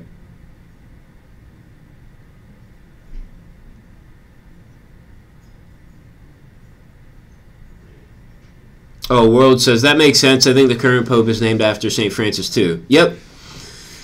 That's where he took his name from, which was unique. He's the first Pope to take the name Francis. Let's see. Michael says, please minimize that DevTools window. It's kind of hard to concentrate on you.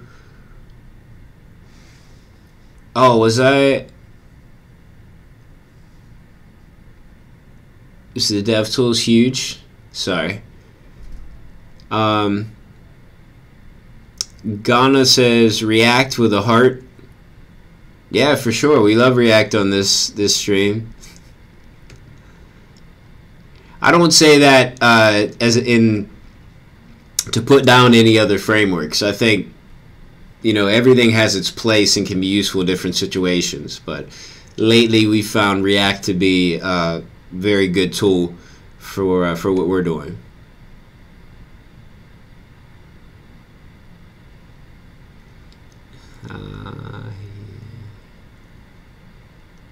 Umberto says, I think I've slept 19 hours since Monday.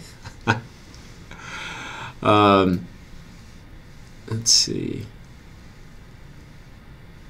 Vivek says, is C or Java better for career making language in the field? Mandela says C# and Java are good in the USA. Vivek says, I think I have to switch to Java. Umberto says, which field? For web, I would say C#. Graphics and gaming, it's a toss-up between C and C# with Unity. Vivek says, I'm in university, but I want to make a career in AI, so artificial intelligence. Umberto says, for AI, Python and C/C++ for robotics. Vivek says, yes, I'm learning Python, but Java is currently in my course. Umberto says, Java is good foundation for learning object-oriented programming, really good for establishing principles and patterns in coding, in my opinion. Let's see. So I want to see. Vivek, I pretty much agree with Umberto's assessment there as well in terms of what languages to use. Like, I mean, basically, you can do a lot in pretty much any language, but there are certain languages that seem to be used more with other things. Like, if you're going to do anything on the web, you probably need to learn some JavaScript. It seems like, yeah, Python is really big in like machine learning, AI stuff now. So, yeah, I guess it just really all depends on what you want to do and whether you like. You don't have to do Python if you want to get into machine learning or AI. Like, you can do it in other languages. I mean, the odds of maybe finding like a company that's into that's using the language you like might be smaller, but if you learn one language well, it's not as difficult to switch to another language. So I wouldn't worry too much about what language you're learning, because you can always switch. You know, I wouldn't say it's like entirely easy to switch, but it's a lot easier if you have the basic principles down. Rook says, what is the lorem ipsum text actually about? All Latin I got in high school is long gone here. Well, this lorem ipsum text is bacon ipsum, so it's sprinkled in with names of different meats, so this probably means nothing. I can't remember what the normal lorem ipsum is. It's a passage from, I believe, like a classic work of literature, but I can't remember which. So, yeah, I can't remember which. So, I did teach Latin, but that was years ago, and I taught ecclesiastical Latin. So, like, I can tell you a lot of, like, so let's say, like, Latin poems and prayers written in the Middle Ages, or certain, like, passages from, let's say from, like, the Latin Vulgate, which was, like, a Latin translation of the Bible made in, like 5th century, 4th century, somewhere around there. So when it comes to reading classical Latin literature, like we're talking like Roman Empire stuff, I don't really feel at all qualified to do that kind of thing.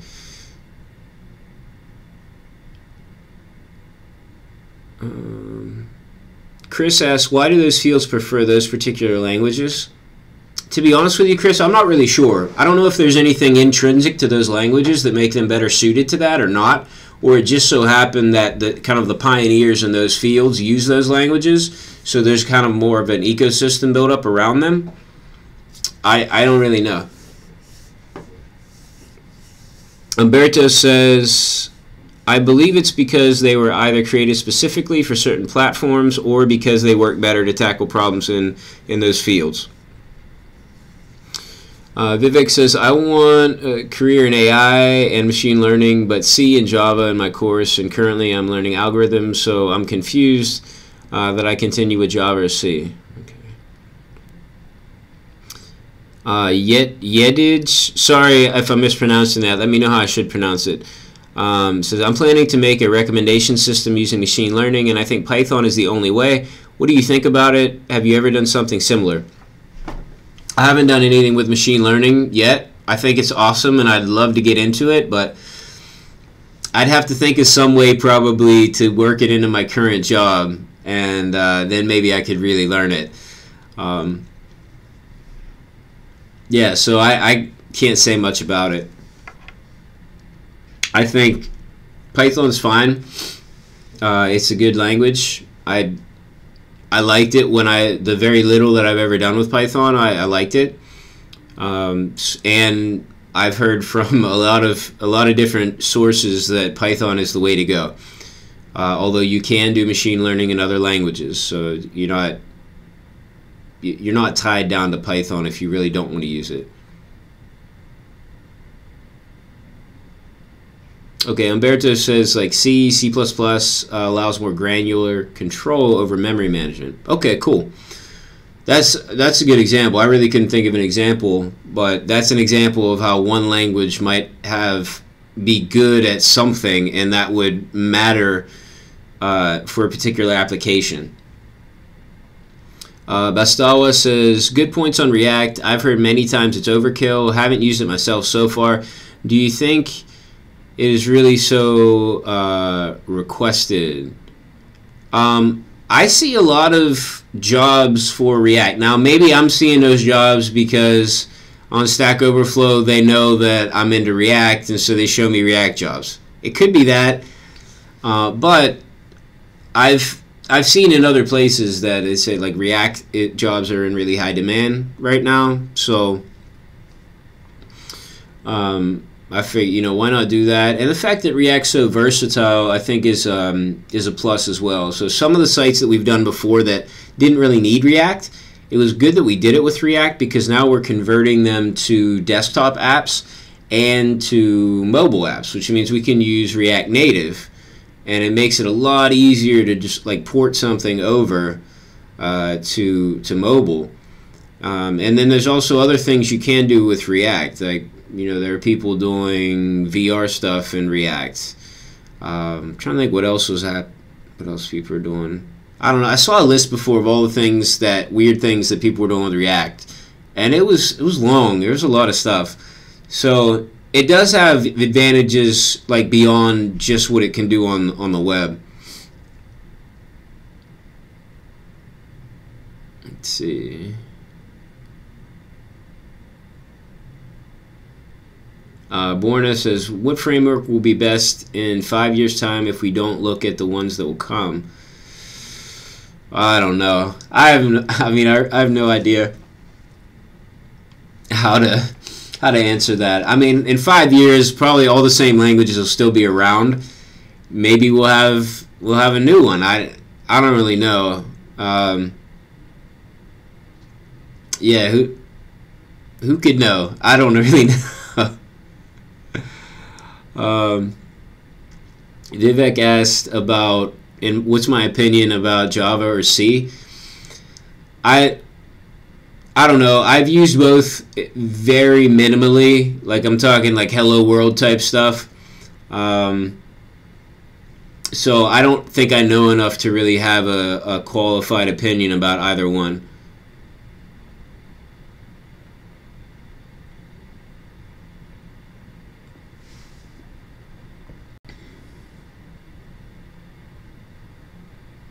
I'll tell you what, in regard to the question about what will be the best, what framework will be the best in 5 years. I'm sorry, I misread that question. I think I misread it at first about what language, what framework. Yeah, I'm in 5 years, I think we'll probably have a new framework. But there's going to be React stuff around just because of, and Angular, because there are companies that invested a lot of money in switching over to that, and they're not going to be really happy to completely switch again anytime soon. I hope that React is still around and one of the best, because if I'm trying to learn React well, and then it'll be good for me. But if it's another one, I just learn the other one. That's how this business works. Let's see. Yedid says, Thanks. I have a non-coding question. What PC do you have, and were there any projects where you actually needed a really powerful PC? I'm actually on an iMac right now. So my iMac has 32 gigs of RAM. I think I upgraded to 32. I don't really know what the other specs on it are, but I've never had a problem. The only issue I've ever had with this is sometimes I've dropped some frames if I've had some really like kind of heavy things running. But in my actual work, like I'm talking about the live stream, I dropped some frames. So with my actual work, I've never had an issue. Trying to live stream and work at the same time, I have had an issue. I do have a PC at home, but I haven't used it in so long. I can't even remember what the specs are on it. I have a MacBook Pro that I mostly use at home, and with that, I tell you, I don't really know what the specs are either. So, sorry, I should know more, but I used to be in the like building and like modifying computers and stuff, but lately it's harder. It's a lot harder to do with Macs anyway, and I just haven't had a lot of free time to mess around with it at home. So, nor have I really had the need to. The need was mostly like, how do I make my computer run games better? But I don't really have a lot of time for like PC games lately.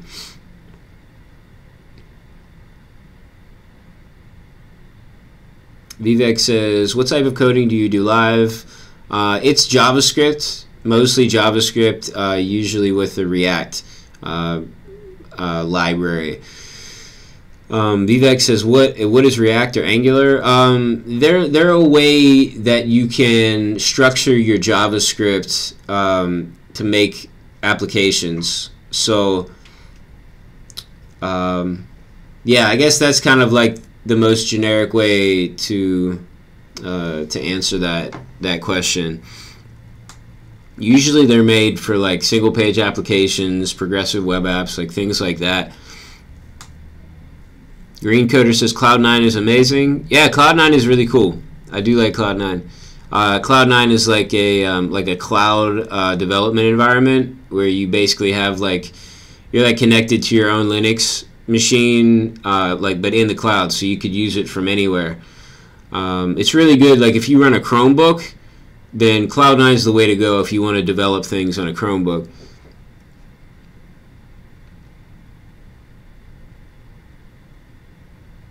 Borna says, what do you think about blockchain technology? Green says, tired of hearing about blockchain. Yeah, honestly, I think blockchain is going to change a lot of things. I think all the hype around blockchain right now misses the point. Like the stuff in mainstream media, that blockchain, like obviously I have money in some cryptocurrency, right? Like why not, you know? Not a lot, just a little bit.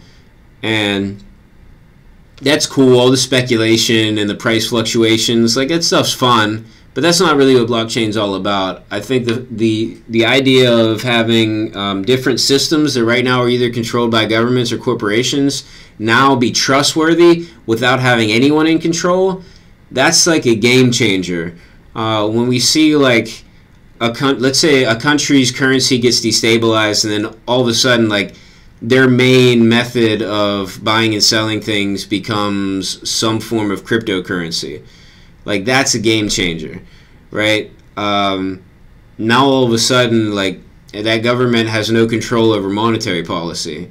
You know, they're out of the currency business. Like, how is that going to work and change things? How would that then affect like the imports and exports for that country, tourism for that country? There's just so many things that are different that are going to change. The same way with like social media. You could have social media networks that are distributed on blockchain, and now one company doesn't decide how things work on there. Same way for messaging, right? A government can't go to a company now and demand that they have all the records of whatever somebody said, because there is no one to go to. And so you see, there's a lot of stuff, and that's, you know, there's a lot of other implications for that I think will be, like, as time goes on, it could potentially change communications and economics, like financial systems, quite a bit. I'm not an expert on blockchain. I've just done a little reading on it. Borna says, absolutely, I agree.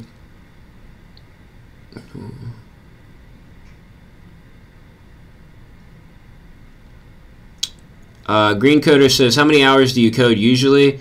On my stream or in a day? On my stream, I usually code for like an hour and then do question and answers session. During a day, it does kind of depend on like how many meetings I have and what I'm working on, but I would say average, if you count my coding on the stream too, maybe like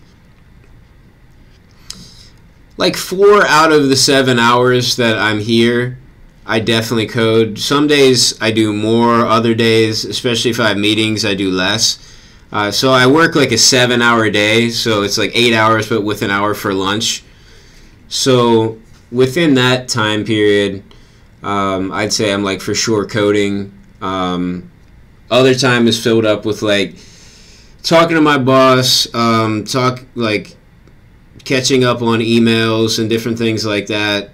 Maybe like reading about frameworks like documentation and things. So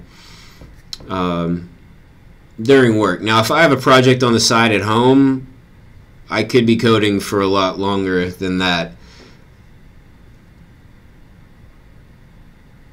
Vivek says, is there any relation between Java and JavaScript? Java and JavaScript have the same relation as ham and hamster do. They just share a similar sounding name, and that's it. I mean, they're both coding languages, but that's it. They're both programming languages. Vivek says, you have your own company or you're doing a job? I like kind of have my own side company that I don't do much with at all. So Jesse Weigel Digital Marketing is my like kind of like media company. But I don't advertise at all. I left the website up, but I don't do much. I have some clients, but really minimal work right now. And then I work for a university. So I'm a front-end developer full-time at a university. Apruva says, how to make sure about security for remote work. Let me know software app for remote work and safety measures. It just kind of depends for remote stuff, like what type of stuff you're doing or working on. Yeah, I would say, I mean, it does. It just really depends. Honestly, I found that the clients are usually way too trusting. Like, I have access to way too much stuff from clients, and I worry because I'm thinking, like, if they do business with somebody who doesn't really have that much of a conscience, they're going to be in trouble. Generally, I would think, like, larger companies might, I would hope, have better security measures in place, but, like, small business clients, they have no idea. Like, they give you access to everything that they have, because they just don't know. They don't know what anything does. You just say, all right, I need passwords, and they give you everything. Plain text over email, just here it is. So usually I ask permission and sometimes get it to change all the passwords at least to something a bit more secure than normally. It's like the name of the business is the password. So yeah, but I don't know that. I don't know how great of an answer that is, but that's been my experience with like remote freelance work.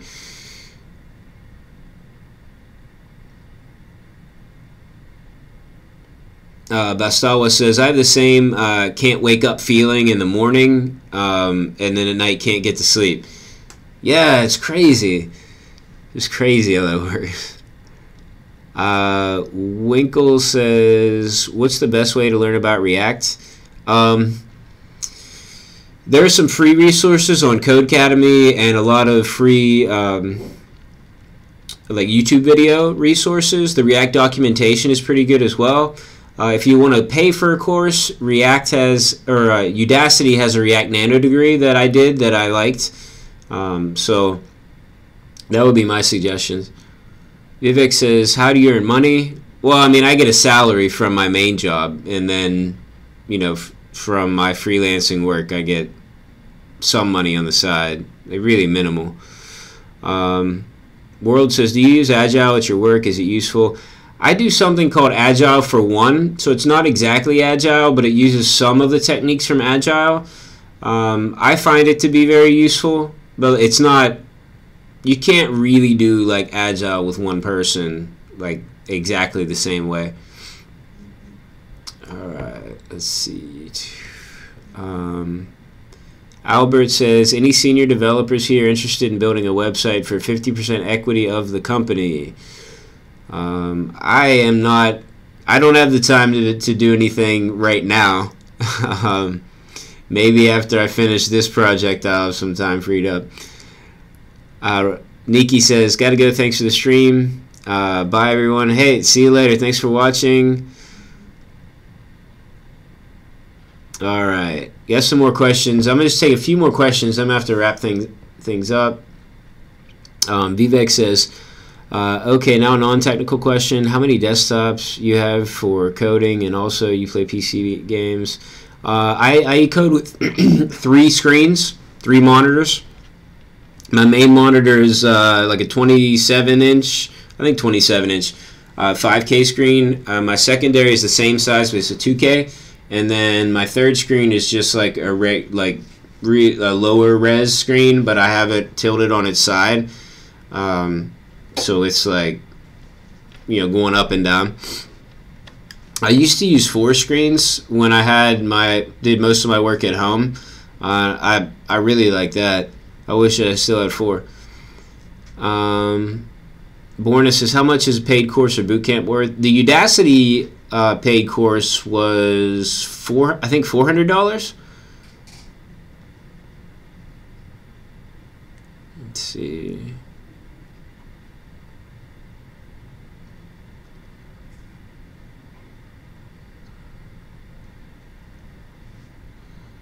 Rick Adams has created a repo with a roadmap of resources to learn Java, PHP, React, SQL.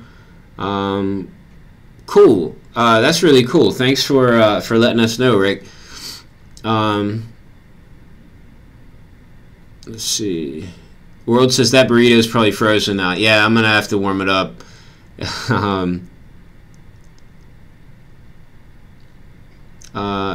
Apurva says, I know mean stack. How useful is React? How much time will it learn to take? I don't know.